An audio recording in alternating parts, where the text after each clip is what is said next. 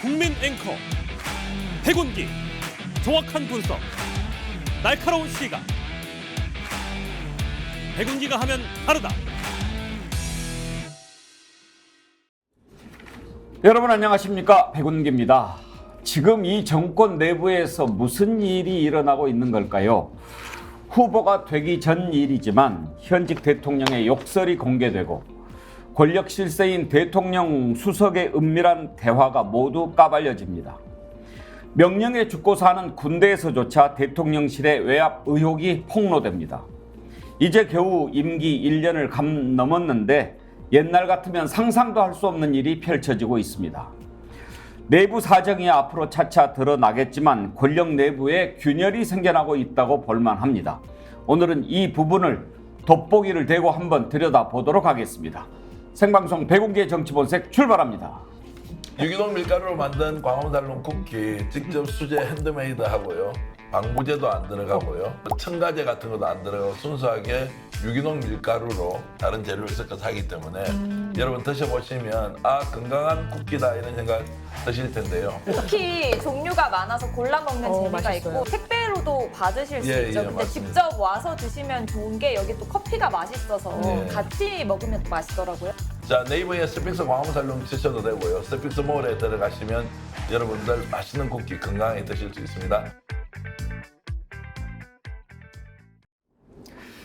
예, 백운기의 정치본색 여러분이 만들어가는 방송입니다. 댓글 많이 올려주십시오. 여러분의 의견이 바로 대한민국의 의견입니다.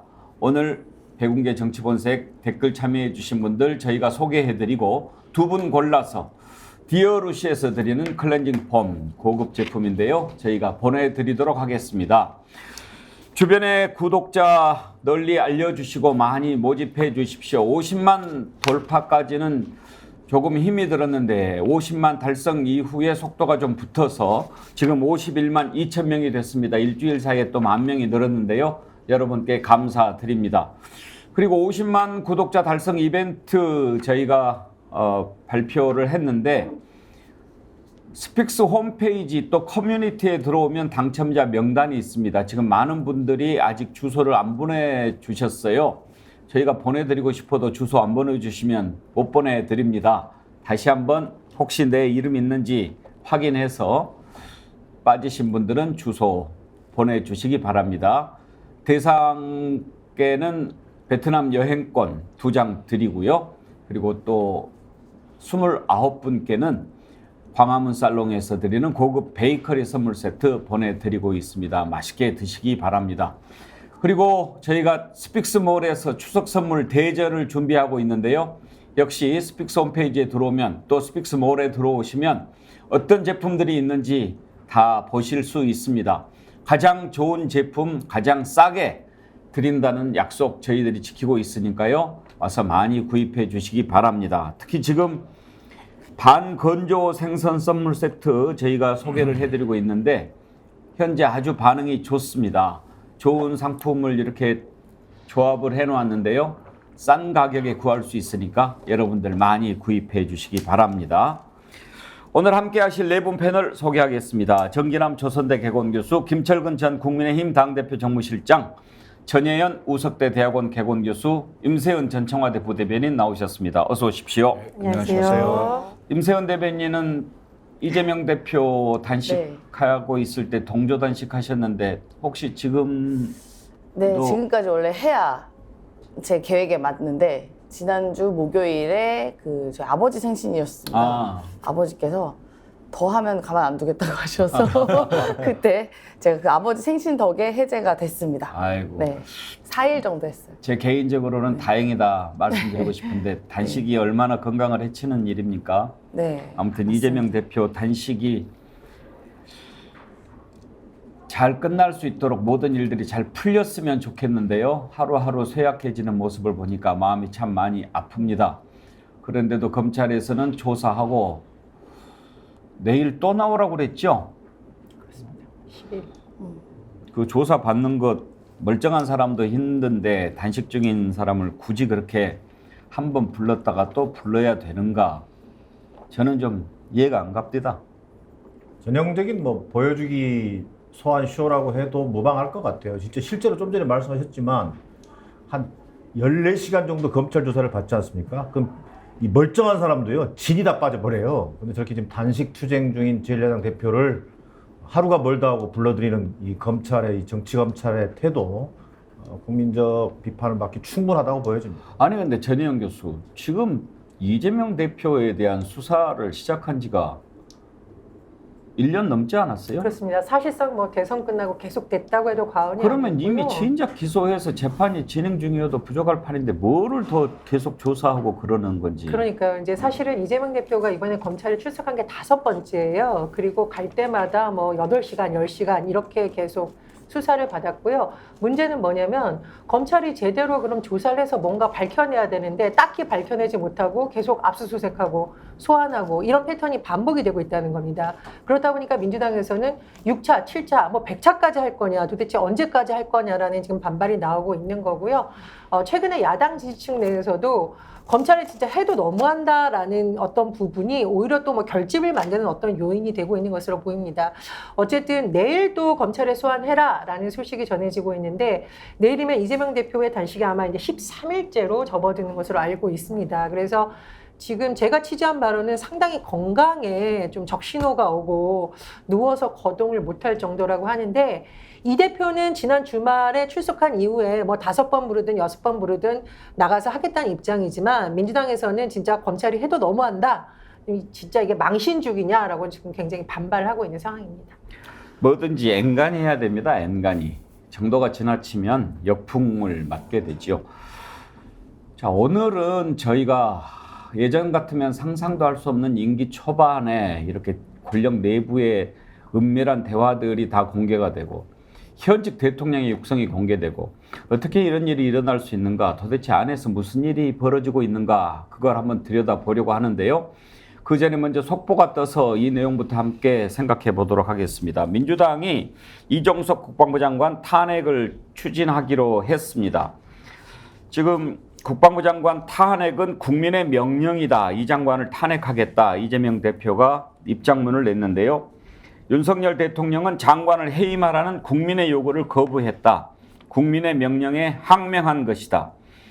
대정부 질문 과정에서 이 장관이 법을 어기고 부당하게 수사에 개입한 사실이 낱낱이 드러났는데도 대통령이 장관을 해임하지 않은 건 수사 외압이 대통령 지시였음을 스스로 증명한 셈이다. 이렇게 얘기를 했습니다. 민주당이 이상민 장관에 이어서 이제 이종섭 장관 탄핵하게 됐는데요. 그러면 두 번째가 되겠지요. 김철근 실장, 지금 민주당이 탄핵을 하면 요건은 표결할 수 있는 그거는 되잖아요. 그렇죠. 예. 근데 지금 나오는 거를 보면 이종섭 장관, 뭐 문체부 장관, 여가부 장관 바꾼다는 것들이 뜨는데 지금 중폭 개각을 다음 주에 하겠다는 거 아니겠습니까? 예, 이런 시점에서 민주당이 이종섭 장관 탄핵안을 발의하기로 한 것은 어떤 의미가 있다고 봐야 할까요? 그것은 지금 이제 국방부 장관의 행태나 이런 게 너무 국민들로부터 좀 괴리가 심하다라는 거고요. 그다음에 그 해병대 그 수사단장의 그 수사 방해 혐의겠죠, 사실상. 그 국방부 장관은 대면 보고해서 그 결재까지 받았잖아요. 그런 상황을 뒤집어서 결국은 수사단장을 거꾸로 항명죄로 지금 기소하고 구속까지 시키려고 했던 거 아니겠습니까? 이런 것들이 이제 낱낱이 드러나고 있는 상황이고요. 그러니까 국방부 장관뿐만이 아니고 지금 대통령실에 그 안보실 2차장, 그다음에 국방비서관, 국방부 장관, 이 해병대 수사 라인에 관련돼 있던 모든 사람들이 전부 바뀌어지는 상황이거든요. 그러면 이게 어찌 보면 공식적으로 앞으로 국정감사나 이런 데 증인으로 채택을 해서 부를 텐데 부를 수 있는 사람들이 다 사라지는 상황이 되는 거겠죠. 지금 그 시민단체인 그 군인권센터인가요? 거기서도 이런 문제를 제기를 했는데 이건 사실상 이 사건 자체를 은폐하려고 하는 거 아니냐. 이렇게 보는 시각들이 있어요. 그래서 제가 보기에는 민주당도 이런 시각에 입각해서 지금 뭐 교체하려고 하는 장관에 대해서 스톱. 그렇게 해서 그렇게는 안 돼. 이거 문제 진상규명 해야 되겠어. 그리고 당신 책임져야 되겠어. 정치적으로 책임져라. 라는 취지로 아마 탄핵을 예. 추진하고 있는 게 아닌가 이렇게 보여집니다. 예. 그러니까 정진환 교수 어디를 도망가려고 뭐 이런 차원일까요?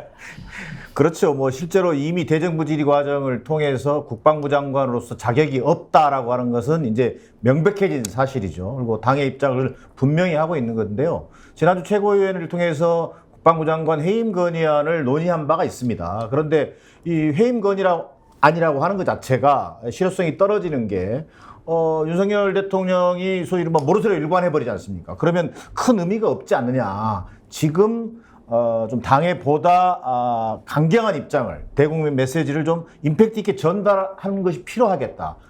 저는 그런 측면이 하나 고려됐을 것 같고요.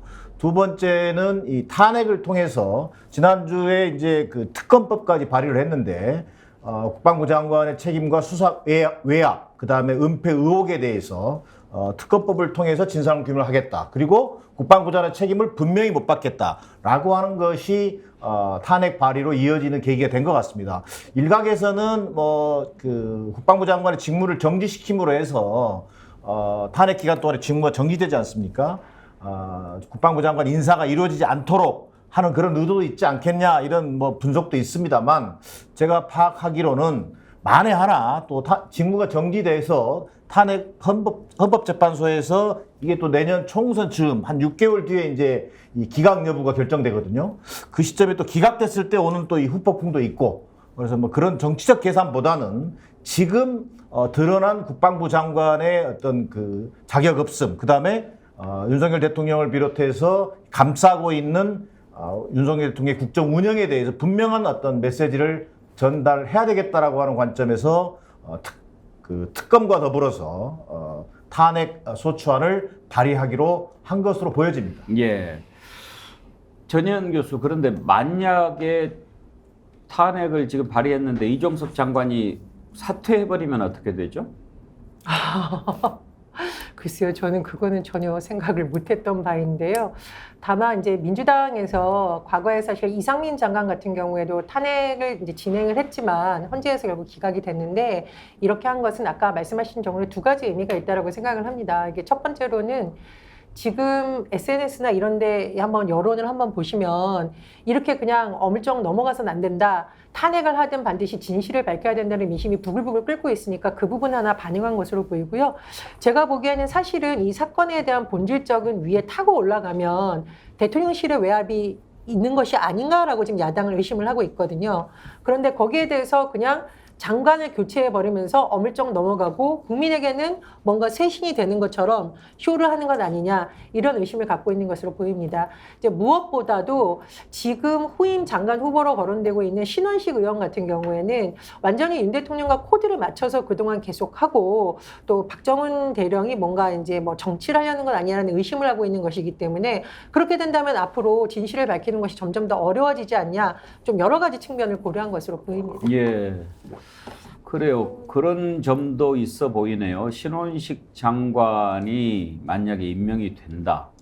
뭐 요즘엔 청문회 하나만 하니까 그런 것보다는 임명을 좀 늦추게 하는 그런 효과도 있을 수 있겠죠. 탄핵안이 통과가 되면 직무 정지가 되고 그 기간에는 후속 조치가 안 될 거 아닙니까? 임세훈 대변인은 어떤 의미에서 해석하십니까? 저도 뭐 비슷하게 해석을 하는데요. 일단은 국민의 정서에 이제 민주당이 발맞추어 가는 거라고 저는 보입니다. 특히나 이제 박정훈 대령 사건에서 국방부가 이렇게 매우 의심되는 그 대통령실과 뭔가 교감을 통해서 뭔가 이 사실을 은폐하려는 여러 가지 조작 시도들이 여러 가지 읽혔기 때문에 이런 부분에서 국민적으로 굉장히 공분을 사하고 있습니다. 그렇기 때문에 국민들은 왜 장관 하나 탄핵 못하냐, 혹은 더 나아가서 뭐 이제 뭐 대통령까지 얘기가 나오는 정도인데요. 일단 그 국방부 장관이라도 탄핵이라도 해야 직무 정지돼서 증거 인멸의 이런 우려마저 없앨 수 있다라는 그런 저는 공감이 있다고 봅니다. 그래서 저희는 민주당에서는 이 국방부 장관이 좀 시작이라고 봐요. 사실 이게 끝이 아니라 앞으로도 문제가 있는 장관들, 그 더 나아가서는 검사 탄핵까지도 저는 차례로 돼야 이 국민과 또 이런 눈높이를 맞출 수 있는 거라고 저는 생각합니다. 근데 이제 이런 부분은 좀 실무적인 문제입니다만 이 특검법을 발의하겠다, 특검법 발의됐고 탄핵을 추진하겠다라고 이제 오늘 발표를 했지 않습니까? 근데 탄핵 이 소추안이 상정이 되려면 본회의가 열려야 됩니다. 근데 지금 본회의가 예정돼 있는 본회의가 18일 교수단체 대표연설이 하나 있는데 예. 그때는 관행상 교수단체 대표연설에 탄핵 소추안을 발의하는 투표를 발의를 하지 않습니다. 예. 그러다 보니까 이제 21일 또는 25일이에요. 그러면은 본회의가 지금 2번 잡혀 있으니까 그 사이에 이제 방금 말씀하신 것처럼 장관을 사퇴시켜버리고 임명해버리면 제가 볼 때 탄핵 소추안은 정치적 의미를 좀 증폭시키는 수단으로만 이해가 될 수밖에 없고 오히려 특검을 통해서 진상을 규명하는 방향을 틀 수밖에 없는 그런 또 현실적인 어려움은 있어 보입니다. 근데 저는 이제 신원식 의원이 사실상 유력한 후보로 거론이 된다라는 것 자체가 굉장히 어떤 지금 군 전체의 압박 요인으로 작용할 수 있다고 보거든요. 신원식 의원이 뭐라 그러냐면은 박정훈 전 해병대 수사단장을 향해서 삼류 저질 정치인의 악습 흉내를 낸다. 이렇게 발언을 한 적이 있습니다. 이렇게 발언한 인물을 여기에 대한 의혹이 해소되기도 전에 국방부 장관으로 임명하겠다.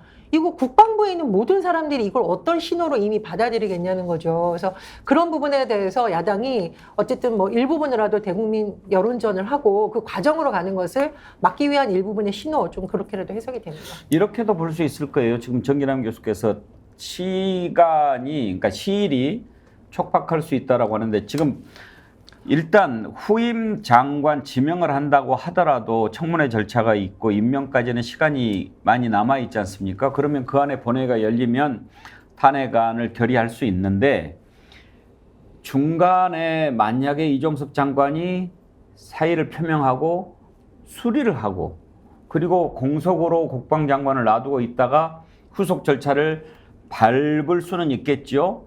그렇지 않다면 계속 장관직을 유지하고 있으면서 탄핵에 걸릴 수는 있으니까 민주당에서는 그런 점까지도 감안하고 수를 던진 것이다. 이렇게 볼 수 있지 않을까요? 그렇죠. 왜냐하면 지금 탄핵을 피할 수 있는 방법은 자진 사퇴입니다. 자진 사퇴를 했을 경우에는 장관이 공석이 되는 방금 앵커가 말씀하신 대로 공석이 되어 있는 상태이기 때문에 국회 탄핵이 불가능한 상황이 되겠죠. 그렇지만 그 후임자를 임명한다고 해서 바로 바뀌는 게 아니죠. 인사청문 절차가 있어야 되고 지명이니까요. 그러니까 내정이고 장관 후보자로 그렇죠. 그 청문회를 하는 거기 때문에 대략 한 달 정도 시간 정도가 있을 수 있기 때문에 그렇게 보면 지금 9월달 추석 전에 방금 얘기한 대로 21일, 25일 뭐 이런 정도의 그 본회의가 예정돼 있기 때문에 거기서는 가능할 수도 있겠죠. 국방장관을 공석으로 두지 않는 한 탄핵 대상은 될 수 있다. 그럴 수 있어요. 그렇게 봐야 되겠죠. 그런데 이제 그게 정치적으로 예를 들어서 윤석열 정부가 하는 행태로 봤을 때 자진 사퇴를 용인하지는 않을 걸로 보여요. 왜 잘못한 것도 별로 없다고 보는데 자진 사퇴 시키면 탄핵 하려고 하니까 시킨 거 아니야? 이렇게 또 그렇게 되겠죠. 가는 거 아니겠어요? 그런 상황이 되기 때문에 이분들은 뭐 별로 잘못한 거 사과하는 거 뭐 이런 거 별로 없잖아요. 아마 버티지 않을까요? 네. 자, 매일 새롭게님 당연히 탄핵해야 합니다. 국방부 장관. 이어서 그 명령을 내린 그 윗선도 탄핵해야 합니다. 그런 의견 주셨고요. 탄핵에 대해서 도토리님 민주당이 적극적으로 탄핵을 추진해서 국민이 원하는 일 좀 해야 한다.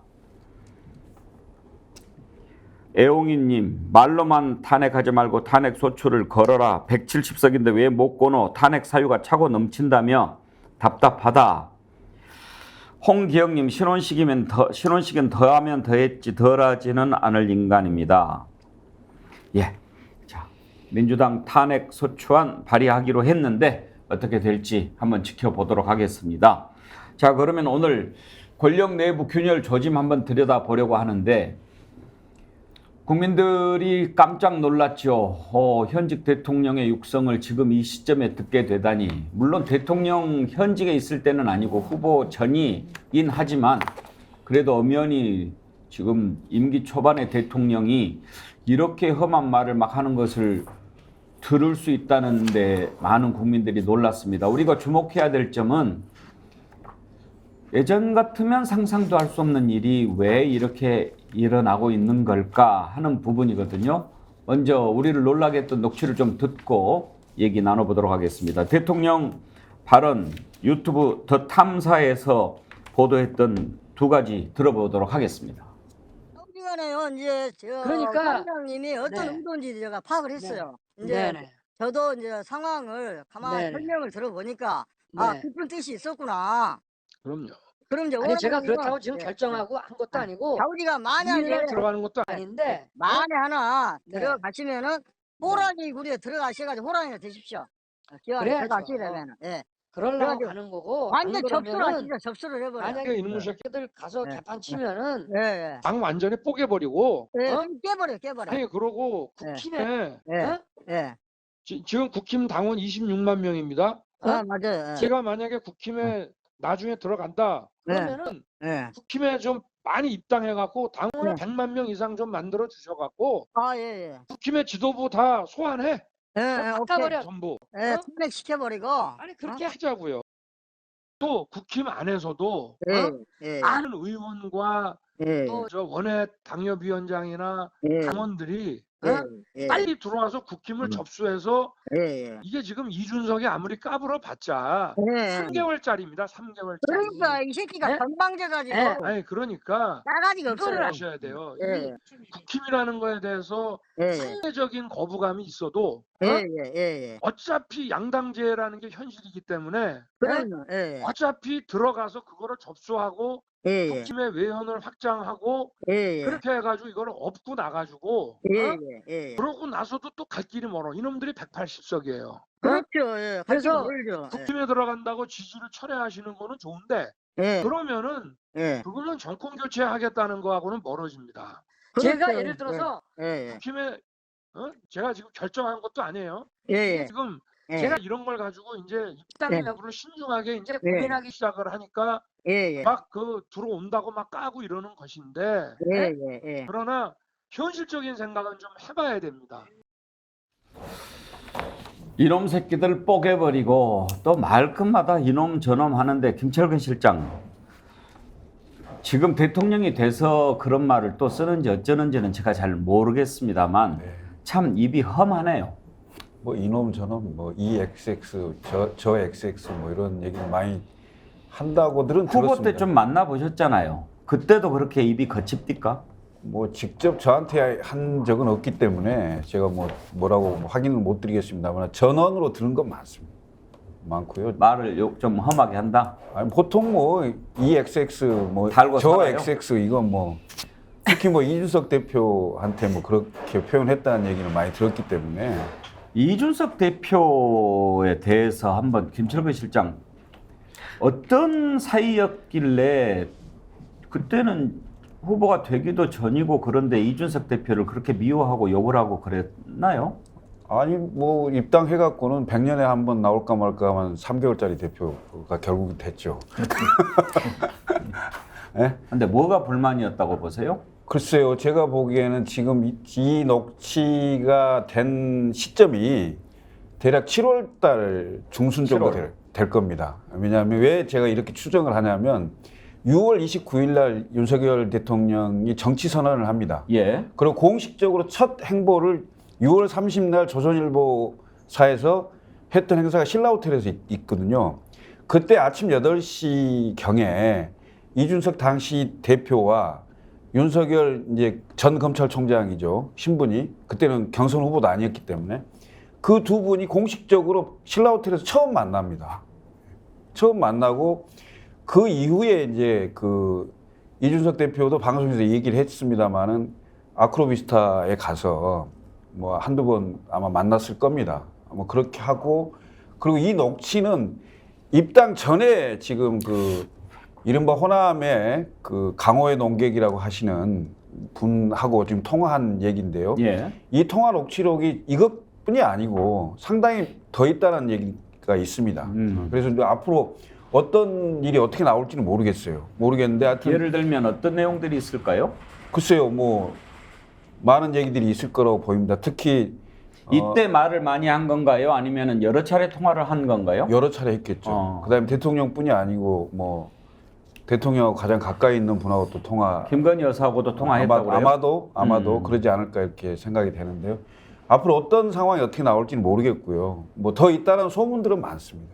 그렇고 그 아까 지금 앵커께서 말씀하신 대로 당시에 전 검찰총장이 입당 전에 이준석 그 당시 대표에 대해서 굉장히 지금 뭐 3개월짜리니 뭐 까불어봐야 3개월짜리다 뭐 이런 얘기를 하고 본인이 미리 빨리 입당을 했으면 이준석은 대표가 안 됐을 것이다. 예. 한 80명 줄 세우고 뭐 이렇게 하면 예. 대표 다른 사람 시킬 수 있다 뭐 이런 취지의 얘기도 했지 않습니까? 이런 걸 보면 당시에 그 당이 상당히 큰 변화를 일으키는 상황이었잖아요. 왜냐하면 30대 영선 대표로 상징되는 이준석 대표가 대한민국 국민들에게 엄청나게 큰 그 각광을 받을 때입니다. 사실은 보수 정당에서 그런 정도의 당 대표가 나왔기 때문에 사실은 집중해서 국민들에게 관심을 받았고, 그리고 실제 정권 교체에도 엄청난 도움을 줬다.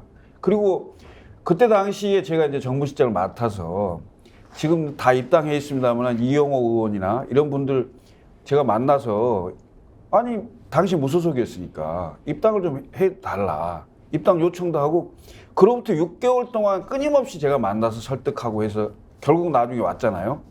그다음에 뭐 지금 김경진 특보나 이런 분들도 그때는 윤석열 캠프에 가 있지 않았어요. 후보 캠프에 가 있지 않았는데 만나서 다 설득해서 이른바 호남의 당시 무소속 그리고 그 약간의 보수적인 생각을 갖고 있는 이런 분들, 유력한 분들을 많이 접촉을 많이 하기도 했고요. 그래서 그 호남 표심에 상당히 영향을 줬다고 저는 생각도 하고 있고, 그리고 그때 당시에 광복회 회장 지금 하고 계신 이종찬 전 국정원장을 제가 또 직접 가서 만나 뵙고 얘기를 쭉 했어요. 그러니까 그 만나 뵙고 다니는 시점에 아마 이 녹취가 그 날짜가 거의 비슷한 것 같아요, 보니까. 지금 와달라고 외걸복걸하고 있을 때 뭐 이런 녹취 내용이 나오잖아요. 예, 예. 그럴 때 들어가서 당을 먹어야 됩니다. 뭐 이런 얘기 하잖아요. 예. 예? 그런 걸로 봤을 때는 그때 시점 정도로 보이는데 이 얘기가 실현된 게 구체적으로 뭐냐. 그럼 입당할 때입니다.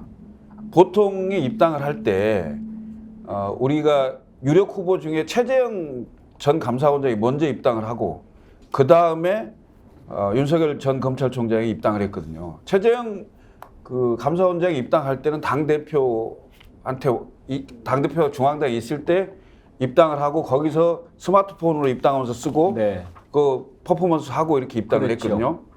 그런데 윤석열 전 검찰총장, 당시 검찰총장이 입당할 때는 이준석 당대표도 없었고요. 그 다음에 김기현 당시 원내대표도 중앙당에 없었습니다. 없었고 그 입당 원서를 누가 받았냐? 권영세 당시 대협력위원장이 받았습니다. 예. 이건 황당하잖아요. 당시에 가장 유력한 대권 후보였는데 당대표와 원내대표가 없는 상태에서 거의 우격다짐으로 기습 입당을 한 거거든요. 그러면 들어올 때부터 이미 녹취록에 나와 있는 대로 당대표 무시하고 원내대표 패싱하고 뭐 가서 먹으면 되지. 뭐 이런 생각 아니었나. 이런 생각이 많이 들어요. 그리고 이제 그 입당하기 전에 단독 기사가 하나 났어요. 그때 단독 기사가 났는데 언론사 사명을 얘기해도 되겠죠? 뭐 예, 그때 기사가 이제 난 거니까. 예, 데일리안에 단독 예. 기사가 났어요. 예. 입당 일자가 단독 기사가 났는데 그 단독 기사를 흘린 쪽이 이준석 쪽이다. 그리고 이준석 쪽에서도 김철근 실장이다. 하고 제가 지목을 받았어요. 아니 이제 여수하고 광양에 이제 그 당시에 이준석 대표랑 같이 이제 그 시찰을 갔는데 이 대표가 그러는 거예요. 아 형님이 이거 기사 흘려서 단독 기사 났다고 지금 난린데요. 그래서 나는 당신 나한테 이거 얘기도 안 해줬잖아. 난 내용도 모르는데 내가 어떻게 흘려? 이거 뭐 완전히 지목한 거다. 근데 그러면서 이 우격다짐의 기습 입당이 되는 상황이 됐거든요. 근데 사실 나중에 이제 자초지종을 다 들어보니까 어떤 상황이었는지 이제 듣기는 했습니다만은 이 입당 일자를 논의할 때 딱 5명이 있었어요. 그 5명이 있었는데 그게 이 대표 보고 흘렸다고 이렇게 자꾸 이제 뒤집어 씌우기를 하더라고요, 보니까.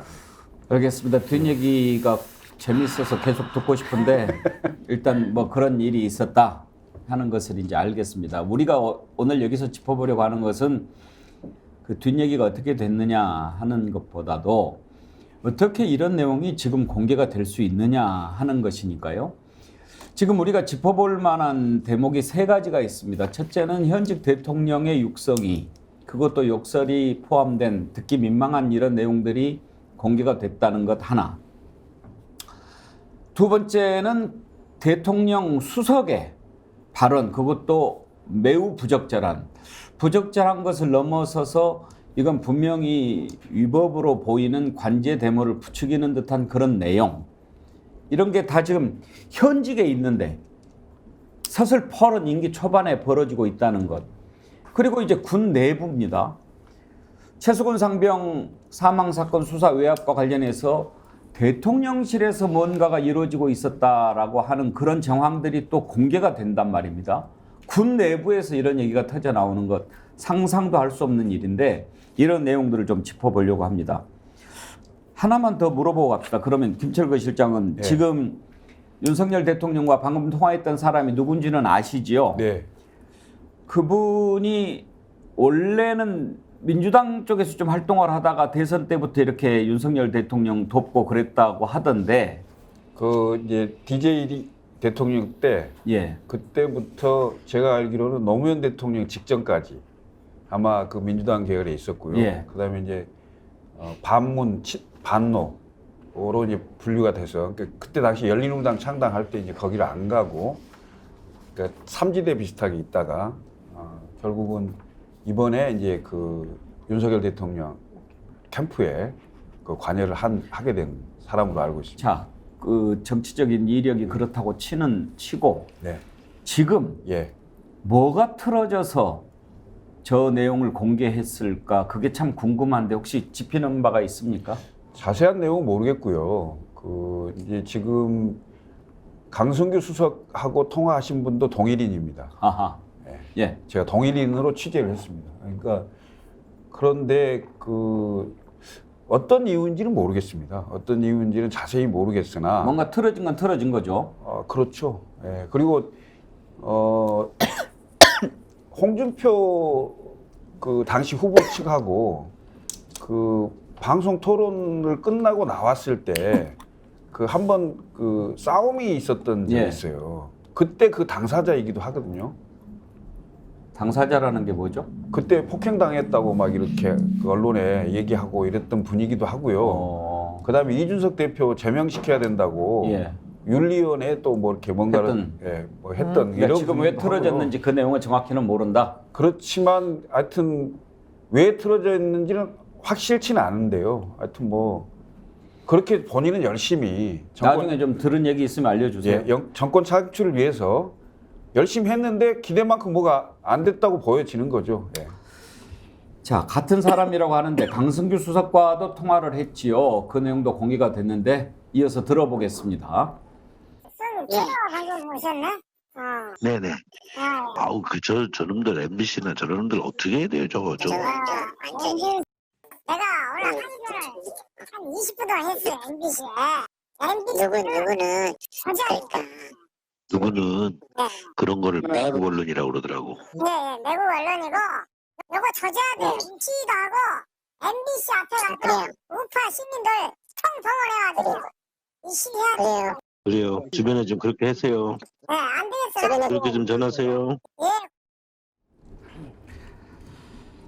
돈 때문일 것이다. 아니 배신감을 느꼈을 것이다. 보나 마나죠. 팽당한 거죠. 결국 원조 똥파리 원로욕군 뭐 별 의견들이 다 올라옵니다. 근데 전혜영 교수 옛날 같으면 지금 1년 반도 안 됐어요. 이런 내용이 나오기 힘들죠?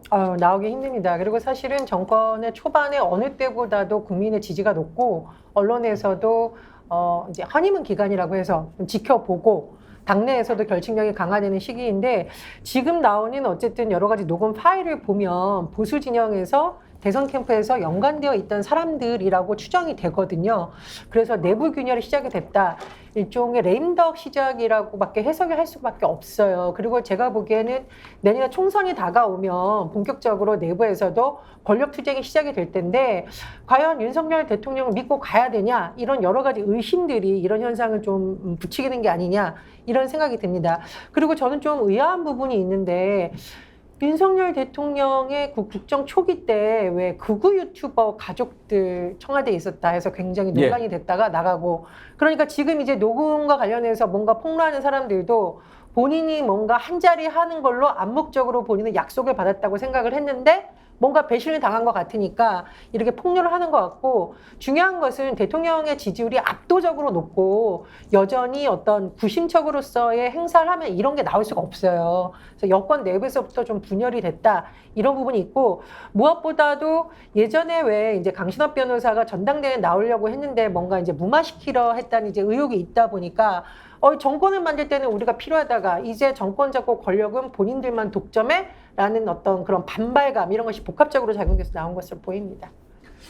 임세현 대변인, 아까 그런 얘기를 민주당의 이재명 대표도 했어요. 이종섭 장관 저런 부분에 대해서 아무런 책임을 묻지 않는다는 것은 결국 대통령도 같은 생각이라는 것 아니냐, 그런 지적을 했는데, 지금 강승규 수석이 저런 얘기를 했는데 상당히 위험한 발언이지 않습니까? 저건 수사 대상이라고 생각하는데 아무런 조치가 없어요. 그러면은 결국 같은 논리로 그건 대통령의 뜻인가, 이런 생각을 우리가 하게 되잖아요. 그렇죠. 그리고 특히나 이제 저도 이제 청와대에서 근무했을 때 같은 경우는 정치적 중립 의무를 너무 철저하게 지켜야 됩니다. 절대로 당 관련돼서도 이제 이야기나 정치적으로 중립에서 훼손되는 일은 하면 안 되는 것이고요. 특히나 수석급이면요, 최고위 관계자입니다. 우리가 이른바 그 언론에서 나오는 고위 관계자의 그 한 분인데요. 저렇게 극우 유튜버라고 제가 알려져 있는데요. 그런 분과 저렇게 자유롭게 통화하는 것 자체가 매우 부적절한 일인 것이죠. 근데 문제는 더 무엇이냐 하면은 대통령 자체가 이런 조심성이 전혀 없고 시스템을 무시한다는 것입니다. 그렇기 때문에 저렇게 수석도 자유롭게 이렇게 통화도 하고 이야기도 할 수 있는 거라고 저는 보여지고요. 대통령 같은 경우는요, 본인 개인 폰을 쓸 수가 없어요. 왜냐하면은 그 전파에서 녹취당할 수도 있는 위험성이 있고 거기에 안보에 위협에 가할 수 있는 정보가 있을 수 있기 때문에 본인 폰 말고 비화기 폰이라고 그 안에 대통령실만 쓸 수 있는 폰이 있습니다. 그 전화기로만 통화를 해야 되고, 극비가 있으면, 그리고 반드시 비서실 통해서 이야기를 해야 되는데요. 윤석열 대통령 같은 경우는 매우 자유로우세요. 본인 폰으로 체리 따봉도 보내시고요. 본인 폰으로 전화기, 핸드폰 막 쓰시고요. 그러네요. 예, 그거는 있을 수 없는 일입니다. 제 경험으로서는요. 그렇기 때문에 스스로, 대통령 스스로가 조심성 없이 자유롭게 행동하시고 시스템을 무시하고, 만약에 참모가 대통령님 이러시면 안 됩니다에 대해서 쓴소리를 할 수 없는 그런 구조, 그 전반적인 구조도 저희 문제라고 봅니다. 그렇기 때문에 수석들도 이렇게 되는구나. 그 윗물이 맑아 아랫물 맑은 거 아니겠습니까? 대통령 스스로가 시스템 무시하는데 수석들도 자유롭게 극우 유튜버든 누구든 통화해서 관제대모도 뭐든 다 시킬 수 있는 거 아닌가 저는 싶어요. 정진남 교수도 정치권에 오래 계셨지만 대통령, 수석 이런 사람들의 육성, 또 은밀한 대화 공개됐다. 이건 내부에 뭔가 지금 문제가 있다는 것을 보여주는 증거 아닙니까? 그렇죠. 이제 권력 균열의 어떤 그 상징적 장면, 이렇게 얘기할 수 있을 것 같고요. 우선은 이제 그 강승규 수석 그 관제 데모 지시 의혹도 지금 공개가 됐는데, 그 대통령 발언과 연관지어서 얘기하면, 좀 전에 우리 임세현 씨도 얘기했습니다만 정말 이게 그 대통령 밑에 그 수석이다라는 느낌이 딱 들 정도예요. 최소한 대통령의 언어라고는 볼 수 없는, 대통령 후보의 언어라고 볼 수 없는 거의 시정 잡배 수준의 그 어휘 구사지 않습니까? 그래서 사실 검찰 내부에서도 검찰총장이 되는 시점에 검찰총장도 할 수 없는 인격 수준을 이렇게 아주 우려한 바가 있거든요. 그런 것들이 그대로 드러나고 있고, 이준석 대표 평가에서 나오고 있습니다만 저건 조폭의 우두머리가 다른 조폭을 접수할 때 쓰는 용어예요. 이런 것들이 그대로 지금 국정 운영에 반영이 되어 있는 거고. 자, 국무회의 하는 거 보십시오. 국무회의에 1시간 10분을 하면 59분을 윤석열 대통령이 다 언급을 합니다. 깨알 지시한다고 합니다. 그런 속에서 권력이 정상적으로 운영이 되지 않는 것이고 시스템으로 작동하지 않는다는 걸 보여주는 거거든요. 그럼 권력이 정상적으로 작동하지 않으면 그 권력에 소외된 그룹이 만들어질 수밖에 없고, 또 권력의 어떤 그 빌붙으려고 하는 세력 간의 또 갈등이 유발될 수밖에 없는 이런 상황이 저는 악순환의 고리로 접어들고 있다. 저는 지금 비록 지금 집권 2년 차입니다만 흔히 여느 정권에서 본다면 권력 말기에 나타난 현상들이 이제부터라도 저는 총선 전후한 시점에도 불구하고 아마도 저는 계속 터져 나올 가능성이 지금 아주 농후한 것으로 보여집니다. 윤석열 대통령 녹취를 듣고 이준석 전 대표는 길거리 건달에 이렇게 비유를 했던데 돈키호테죠, 돈키호테. 예, 허상이고 망상이다 이런 얘기도 했는데요. 그 한마디로 줄이면 집권 4년차 현상, 그러니까 임기 말 현상, 내임덕 현상 이렇게 볼 수가 있거든요. 그러니까 통상 우리나라 대통령은 5년 단임제이기 때문에 대부분 내임덕은 2년 반, 반환점을 돌고 나서 힘이 빠진다 그렇게 얘기를 하잖아요. 근데 지금 윤석열 대통령의 임기는 1년 4개월 됐습니다. 1년 4개월 됐는데 대통령이 후보 시절에 후보도 이제 경선 후보가 또 되기 전에 입당 전에 녹취록이 나오고 있고 현직 대통령의 시민사회 수석의 그 녹취록이 나오고 있고요. 또 한 가지 또 얘기를 하면 최근에 이 방송에도 나오고 스픽스에도 나오고 있죠. 장성철 소장이 방송에 가서 정무수석실에서 이준석 대표의 대구 무소속 출마와 그 비례대표 정당 그 창당설에 대해서 보고를 하니까 대통령께서 뭐라 했다는 거예요. 근데 그 얘기 자체가 워딩이 밖으로 그냥 새어나온 상황이. 이런 상황에 그 다음에 각가지 대통령실을 둘러싼 온갖 루머들이 많습니다. 방송에 직접 거론하기 쉽지 않습니다만 이런 얘기들 자체가 저는 한마디로 4년차 현상이다. 임기 말이 되면 그나마 지지율을 지켰던 대통령은 이런 현상이 많이 없어요. 그렇지만 이 지지율이 임기 초부터 20% 중반대까지 떨어졌다가 지금 30% 초중반에서 박스권에 갇혀서 움직이지 않으면 결국은 가장 먼저 터져 나온 게 권력 내부로부터의 불만들이 터져 나오게 돼 있는 거죠. 그러면 결국 내부 고발에 의해서 대형 스캔들이 국민들에게 알려질 수밖에 없는 이런 악순환의 고리에 벌써 접어든 게 아니냐. 그래서 사실 뭐 대부분 내년 총선 때를 얘기를 하는데 총선 가기도 전에 굉장히 위험한 상황이 올 수도 있다. 이렇게 판단이 됩니다. 권력의 속성상 레임덕은 사실 피할 수 없습니다. 아무리 잘하고 있어도 임기 말에는 뭐 이런저런 이반 현상도 생기고 또 재편되고 그러면서 대통령 힘이 약해지는 것은 어쩔 수가 없지만 이제 임기 시작한 지 1년 조금 넘었을 뿐인데 이렇게 레임덕이라고 부를 수 있는 현상들이 일어나는 이유 무엇일까요? 어렵게 생각할 거 없습니다. 잘 못하니까 그렇죠. 그리고 봤을 때 아이고 이거 뭐 싹수가 놀았네 이러니까 그런 일이 생길 수 있습니다. 일단 이유는 잘 모르겠습니다만 지금 녹취를 공개한 유튜버 또 뭐 지역 정치인 이 사람이 대통령 또 수석 발언을 공개한 것은 뭔가 틀어져서 그랬을 것이다 이렇게 짚어지고요. 그렇지만 박정훈 대령이 했던 증언은 이것과는 좀 다르게 봐야 할 것 같습니다.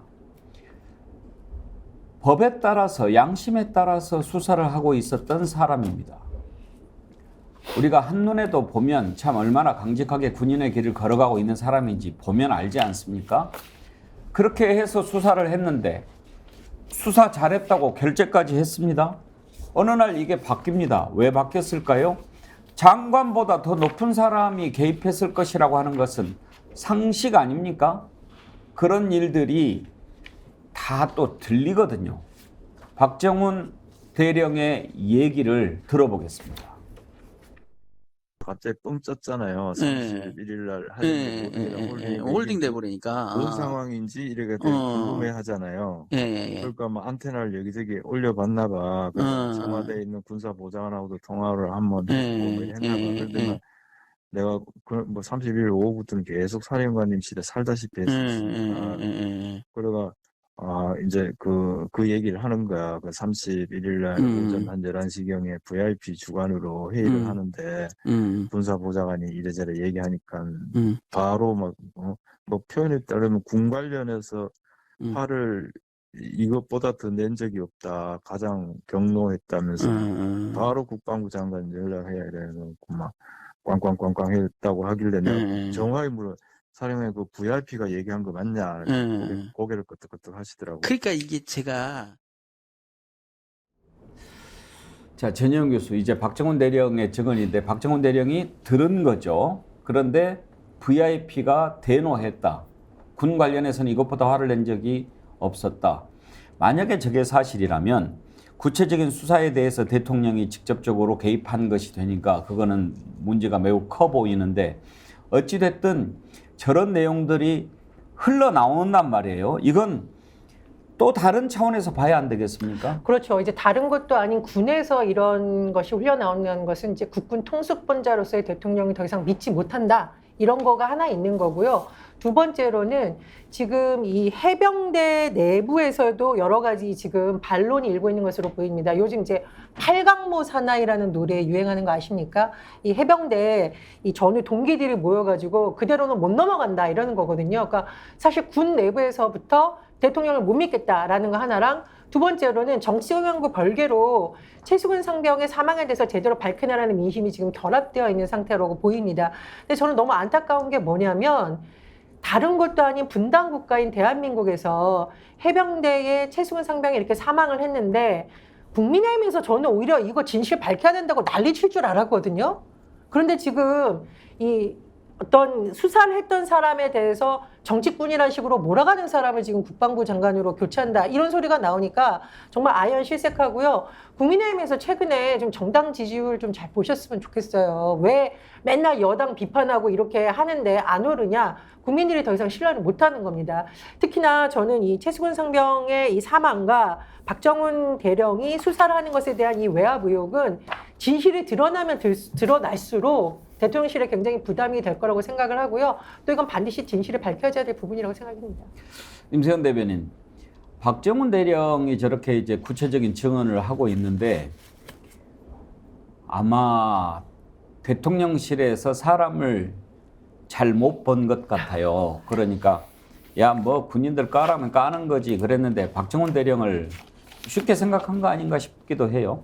그러니까 사람에게 충성하지 않는다고 했잖아요. 대통령께서. 뭐 그러다 보니까 사람에게 충성하지 않는 사람을 잘못 보셨을 수도 있습니다. 그런데요, 저는 참 웃긴 게요. 대통령이 하여튼 뭐 깡패, 조폭 이런 얘기 자주 하시잖아요. 그런 거 되게 싫어하시는 걸로 알고 있는데요. 이제 대통령실에 하는 행태는 깡패, 조폭보다 더 못한 처사를 하고 있습니다. 무엇이냐? 깡패, 조폭도요. 잘못을 내가 했으면 책임은 내가 집니다. 근데 대통령께서는 잘못은 본인이 지고 책임을 아래한테 물어요. 그러니까 깡패도 아래 부하한테 시켜서 뭔가 이상한 일이 나면 책임은 다 내가 지어요. 근데 우리는 단 한 번도 대통령께서 책임지고 사과하는 모습을 본 적이 없습니다. 그런데 지금 박정훈 대령 같은 경우는 본인이 잘못한 게 없죠. 당연히 법적인 대로 법치에 따라 정확하게 수사를 하고 정확하게 군인의 명령, 군인의 그런 자세로 했는데 느닷없이 장관 결재까지 올라간 그런 수사 기록이 뭐 이첩이 뭐 중단되는 등의 그런 말도 안 되는 국정농단 수준의 일이 일어나고 있습니다. 그러니까 정말 저는 이 정권이요, 깡패 조폭보다 못한 정권처럼 보여요.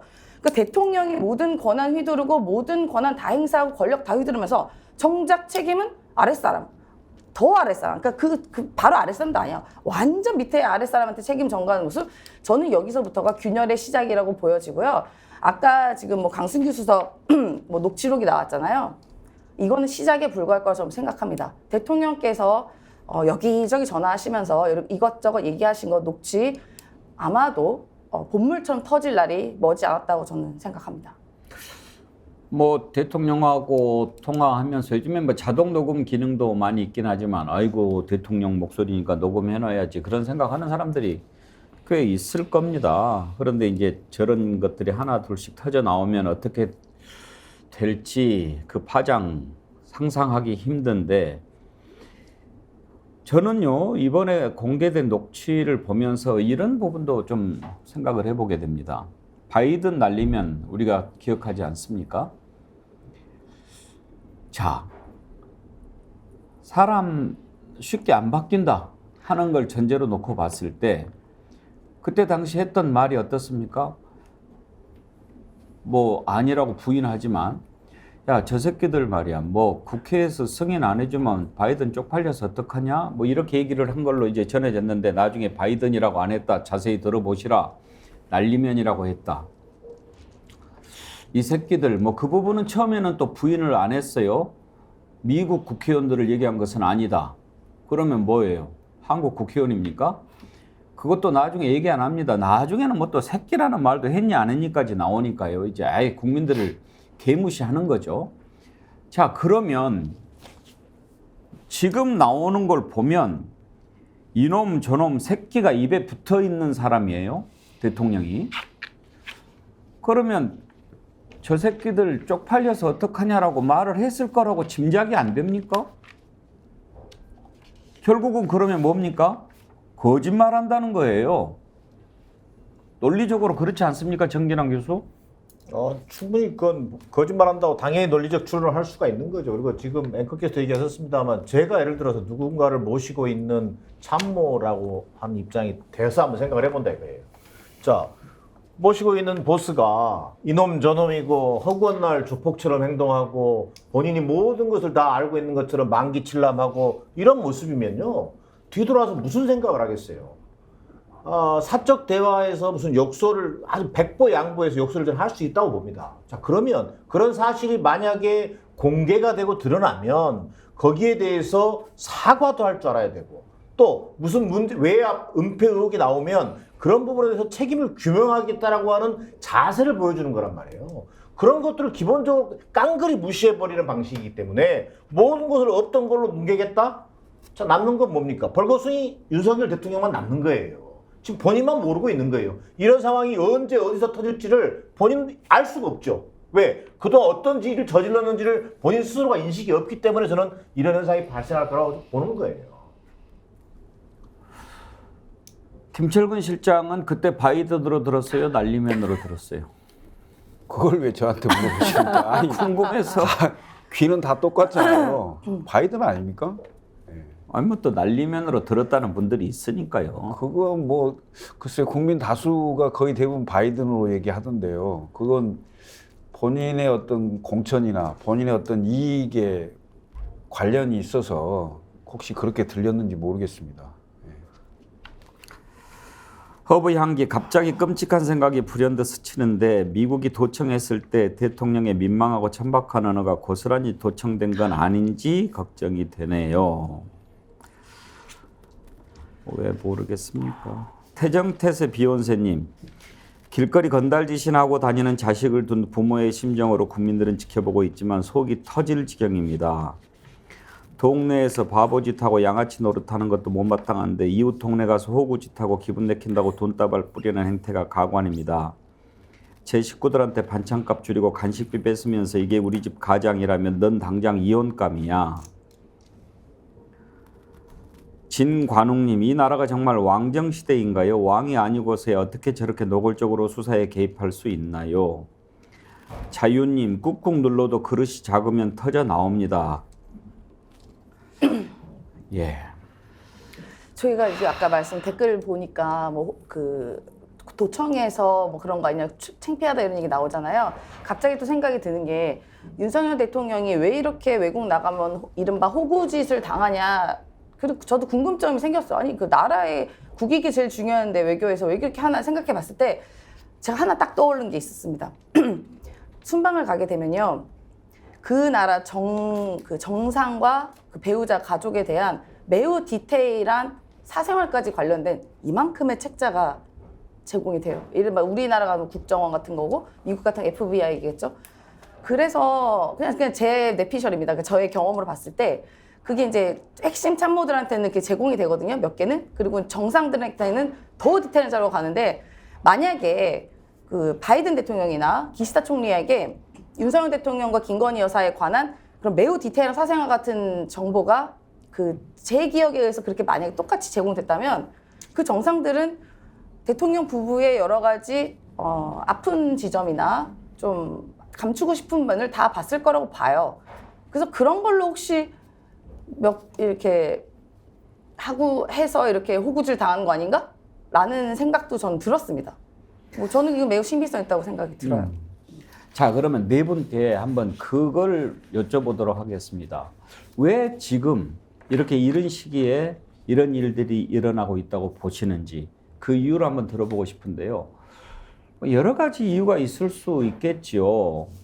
이대로 가다가는 안 될 것 같아서 그럴 수도 있고, 배신감 때문에 그럴 수도 있고, 뭐 작게 보면 그러겠지만 뭔가 더 이상 기대를 하기 힘들어서 이 정권의 미래가 어느 정도 보여서 여러 가지 이유가 있을 것 같습니다. 정기랑 교수는 권력 내부 균열이라고 볼 수 있는 이런 일들이 일어나는 이유를 어디에서 찾으십니까?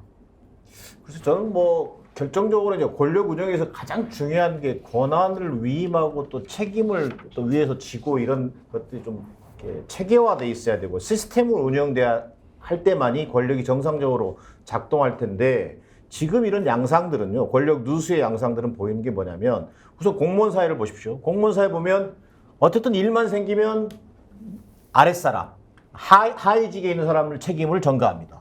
그리고 윗사람들을 살려주려고 합니다. 이런 것들이 공무원의 복지부동을 낳게 되는 것이고 그런 것들이 우리가 수해 참사라든가 여러 가지 국정운영 과정에서 사건, 사고가 발생할 때마다 일관된 모습을 보여왔어요. 결국은 이 권력은 결국 우리 국민과 또는 어떤 우리 그 권력의 아랫부분을 형성하고 있는 사람들을 지켜주는 권력이 아니구나. 저건 몇 사람들만의 향유하는 권력이다.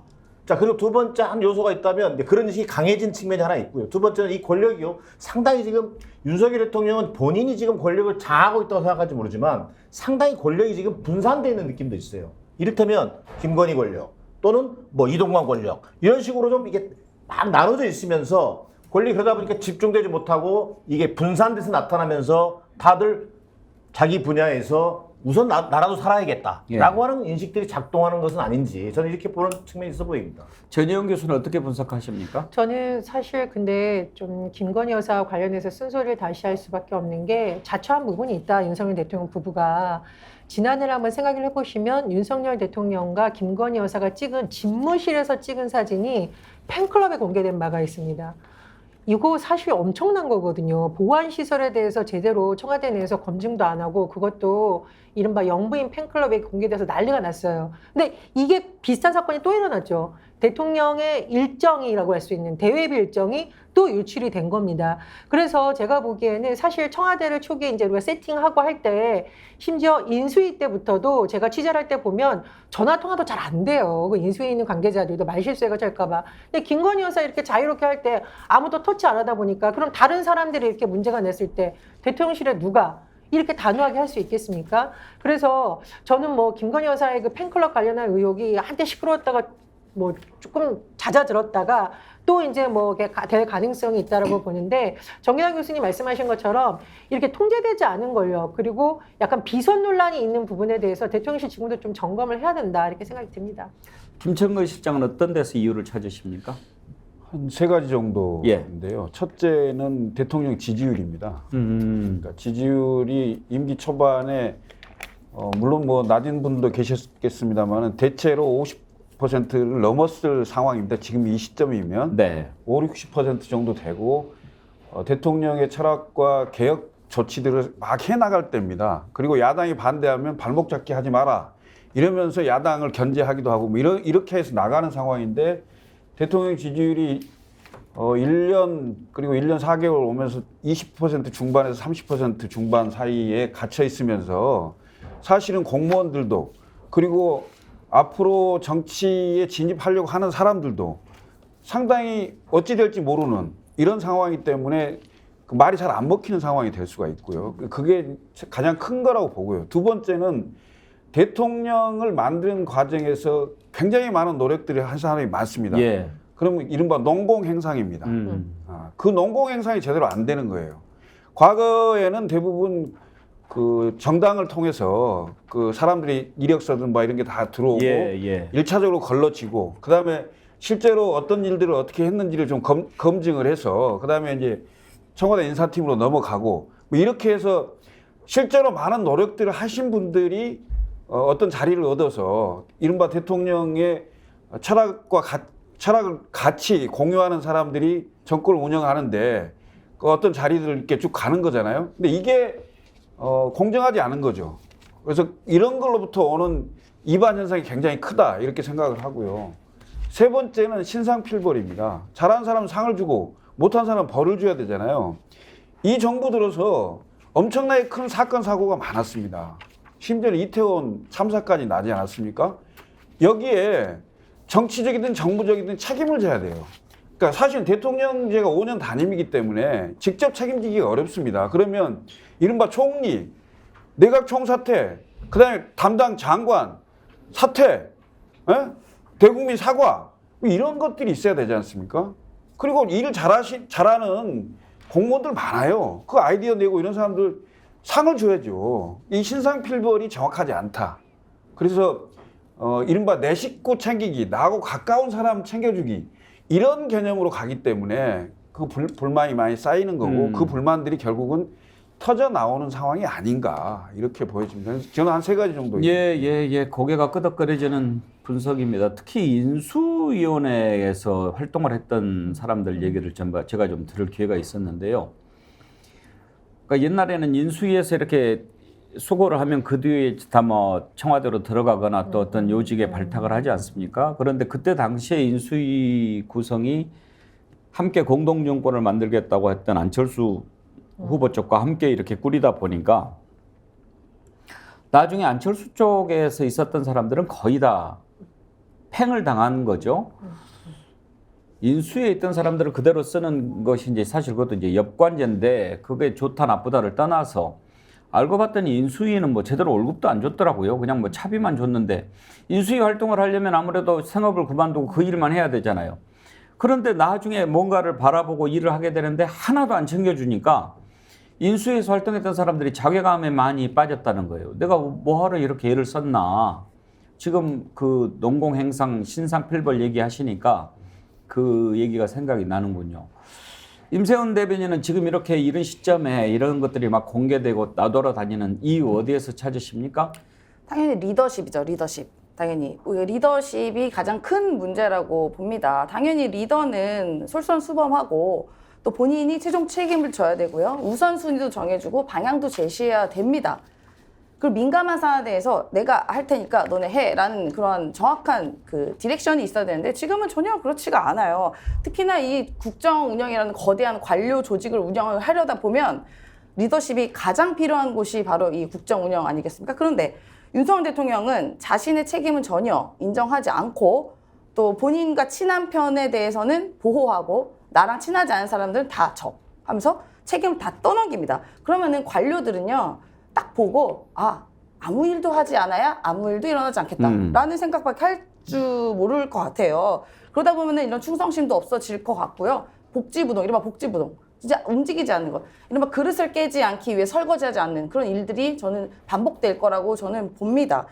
그러니까 저는 전반적으로 지금의 윤석열 대통령의 국정 운영 방식이 전반적으로 많은 쇄신이 필요하다. 아예 다 엎어야 된다고 생각합니다. 그러니까 리더십의 부재가 타고 내려가서 이런 전반적인 국정 운영이 구멍이 났고 그런 게 이어지다 보니까 사고가 이어지고 있다라고 생각합니다. 예. 아무튼 상상도 할 수 없는 일들이 일어나니까 왜 그럴까 우리가 너무 궁금해서 오늘 주요 주제로 잡고 얘기를 나눠봤습니다. 시간이 얼마 남지는 않았습니다만 이 내용을 잠깐 좀 짚어보도록 하겠습니다. 금년간 개각이 있을 것이다 라고 하는 기사들이 많이 나오는데요. 나오는 면면을 보니까 국방부 장관의 신원식 의원은 아까 우리가 얘기를 해봤고요. 문체부 장관의 유인촌 전 문체부 장관 얘기가 나오고요. 여가부 장관에는 김행 전 박근혜 정부 때 청와대 대변인이었죠. 여가부는 또 장관을 임명을 해야 되는지 고개가 갸우뚱거려지는데 지금 MB 시즌2라고 합니다만 이 정도면은 완전 재탕 정부다. 이렇게 지금 뭐 하마평 정도니까 아직은 그렇습니다만 그래도 지금 교육부 장관 이주호 장관이 MB 때 교육부 장관이었습니다. 방통위원장은 MB 때 홍보수석이었고요. 유인촌 장관도 문체부 장관이었거든요. 정예남 교수.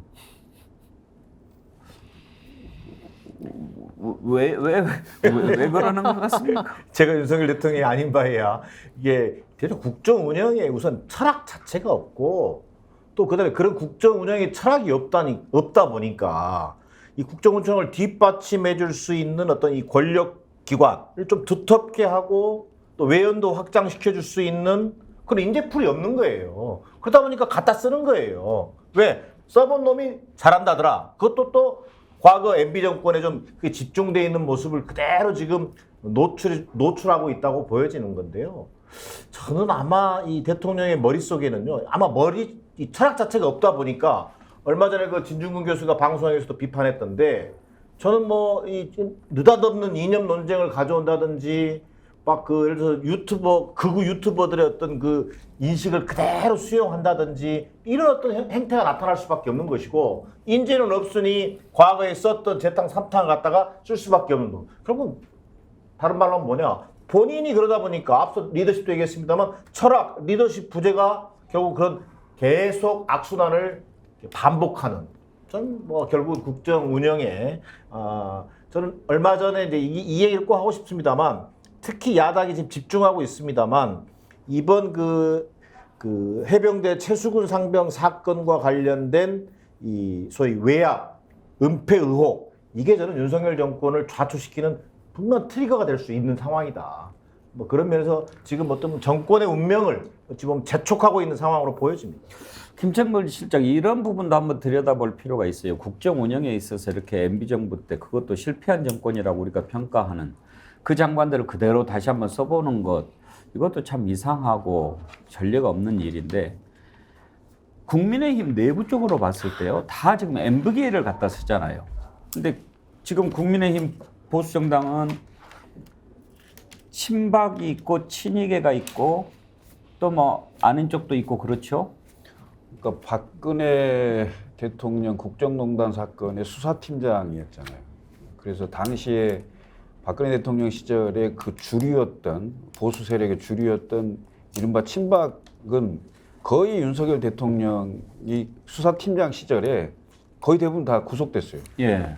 구속시킨 사람들이고 그 세력의 핵심들인데 그분들하고 함께 할 수 있는 방법이 없는 거잖아요. 아니 그래도 뭐 나중에 대통령 되고 박근혜 전 대통령도 찾아가서 인사도 하고 그랬고 어차피 지금 양쪽을 다 고루고루 써야 될 텐데 이걸 노골적으로 이렇게 나는 친이계야라고 한다면 공천 앞두고 또 총선 앞두고 친박계와 이렇게 갈수록 더 멀어지는 것 아닌가요?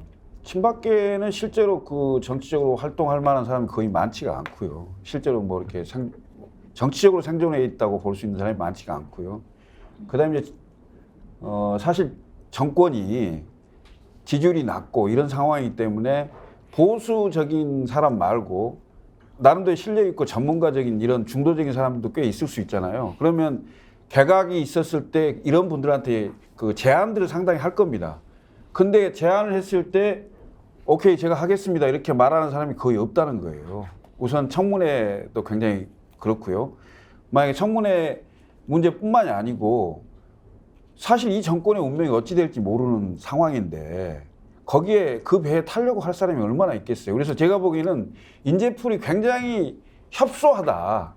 객관적인 여건 자체가 협소하고 그리고 그 상황 속에서도 그래도 조금 내가 어찌됐건 믿을 만한 사람을 찾다 보면 결국은 과거 MB에 계에서 그 MB 대통령 때 장관이든 청와대에서 활동했던 사람들한테 눈이 가지 않겠냐. 그리고 사실 추천하는 사람들 있잖아요. 그 추천하는 사람들의 그 인맥도 대부분 대통령실에 그분들이 많아요. 그 사람들이 그 사람이니까요. 원시티님, 신원식, 유인촌, 김행, 웅장해진다. 크크크. LYH님, 용산에 재활용 연구소 있는 듯. 주도야 놀자님, 대통령도 이명박으로 바꿔야 하나 헐. LI님, 알뜰한 정보네요. 재탕, 삼탕, 재활용 배워야겠네요. 뭐 지명이 되면 한번 또 짚어보겠습니다만 혹시 전영 교수나 임세원 대변인 시간이 제한됐습니다만 하실 말씀 있으신가요? 저는 윤석열 대통령이 이 싸움꾼 리더십을 보이는 사람들을 자꾸 기용을 하는 것이 굉장히 우려가 되는데요. 예를 들어서 이명박 정부에 일했다 하더라도 뭔가 좋은 평가를 받거나 야당과 대화가 잘 된다 이런 사람을 쓰는 게 아니라 이동관 방통위원장, 김문수 경산위 위원장, 그리고 지금 신원식 장관 후보자, 유인촌 장관 후보자의 특징이 뭐냐면은 상대를 강하게 비판하고 야당과도 사실은 대화가 굉장히 어려운 인물들을 자꾸 장관이나 주요 요직에 쓰고 있거든요. 이건 앞으로도 국정을 내 맘대로 하겠다. 그리고 좀 강력하게 말하면은 몽둥이 잘 휘두르는 싸움꾼을 쓰겠다. 이런 식의 국정 신호를 보내는 것이 아닌가 그런 점이 굉장히 좀 우려가 됩니다. 저는요, 대통령의 메시지나 행보는 매우 방향성이 명확하고 우리가 해석이 막 왈가불가할 게 아니라 매우 정확해야 됩니다. 그런데 이제 윤석열 정부와 윤석열 대통령은 되게 애매한 표현, 해석의 여지가 많은 표현, 뭐 이해할 수 없는 표현들을 통해서 방향성을 예측할 수 없는 일들과 행동을 많이 합니다. 예상이 안 돼요. 그렇기 때문에 우리가 불안한 것이거든요. 우리가 국민께 안정을 줘야 되는 게 대통령과 이거 정부의 역할에도 불명하고 오히려 불안감 조성하는 것 좀 매우 큰 문제라고 봅니다. 근데 그 원인은 무엇이냐? 대통령께서 말씀하셨어요. 본인은 대통령 자리 귀찮다. 귀찮으니까 하기 싫으니까 막 하는 거다. 그렇게 하기 싫으시면 내려오시는 게 맞다 이렇게 생각합니다. 예, 오늘은 여기까지 하겠습니다. 오늘도 2만 명 가까운 분이 동시 접속해서 시청을 해주셨고 댓글을 많이 남겨주셨는데요. 이영숙님, 큰 뚝은 작은 구멍에서 붕괴가 시작이 되는데 지금 그 일이 벌어지고 있어요. 이렇게 진단을 해주셨습니다. 이영숙님께 디오르시에서 드리는 클렌징 폼 보내드리겠고요. 또 한 분은 태정태세 비욘세님, 우리 집 가장이라면 넌 당장 이혼감이야. 재밌게 보내주셨는데 두 분께 보내드리도록 하겠습니다. 김종근님, 홍삼 살 수 없을까요? 그렇게 저한테 물어보셨는데 제가 알아보니까요. 자민경 홍삼 제품이 너무 여러분들 사랑을 많이 해주셔가지고 지금 잠깐 품절 상태라고 하는데 곧 들어온다고 합니다. 9월 15일부터는 판매가 된다고 하니까요. 워낙 제품이 좋고 가격이 또 저렴하다 보니까 많은 분들이 사주셔가지고 일시 품절인데 곧 또 들어오니까 지금 주문하셔도 될 것 같습니다. 반건조 생선 선물 세트가 있고 또 프리미엄 호박 약과가 있고요. 굴비 세트, 자민경 원기진고, 원방 산삼 배양근 침향환, 이것도 아주 인기가 좋지요. 안주도 있고 또 칵테일 막걸리라는 게 있던데요. 이것도 보니까 재미있더라고요. 가루로 되어 있는데 물에 넣고 하루 놔두면 막걸리가 된다는데요. 하여튼 이제 스픽스몰에 들어오시면 추석 선물로 다양하게 준비가 되어 있으니까 들여다보시고 꼭 이번 추석 선물은 우리 스픽스몰에서 구입해 주시기 바랍니다. 여러분 지금은 반건조 생선 선물 세트 앞부분에 지금 광고하고 있으니까 이거 관심 가져주시고 또 준비가 되는 대로 올려드리도록 하겠습니다. 1부 순서 여기서 마치고요. 잠시 후 2부에서는 진실의 레이더, 김종대 레이더 이어가도록 하겠습니다. 오늘 함께해 주신 네 분 수고하셨습니다. 감사합니다. 감사합니다.